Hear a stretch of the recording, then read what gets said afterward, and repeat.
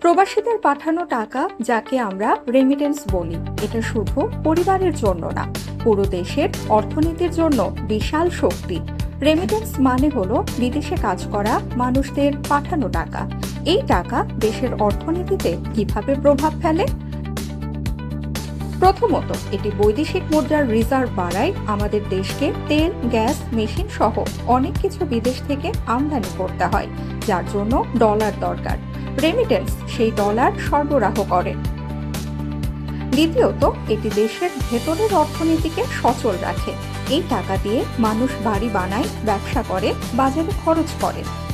ফলে অর্থ এক হাত থেকে আরেক হাতে ঘুরতে থাকে। তৃতীয়ত, এটি টাকার মান স্ট্যাবল রাখতে সাহায্য করে। যখন ডলার বেশি আসে, তখন দেশের কারেন্সি হঠাৎ করে দুর্বল হয়ে পড়ে না। আরেকটি গুরুত্বপূর্ণ দিক হলো গ্রামীণ অর্থনীতিতে এর প্রভাব। অনেক পরিবার এই টাকার উপর নির্ভর করে উন্নতি করে, নতুন ব্যবসা শুরু করে। যখন এক্সপার্ট বা অন্য হাতে সমস্যা হয়, তখন এই রেমিটেন্সই অর্থনীতিকে সাপোর্ট দেয়। এই কারণে রেমিটেন্সকে বলা হয় দেশের অর্থনীতির ব্যাকবোন। সোজা কথায়, প্রবাসীদের পাঠানো টাকা শুধু পরিবারের না, পুরো দেশের শক্তি। Industry News and Network.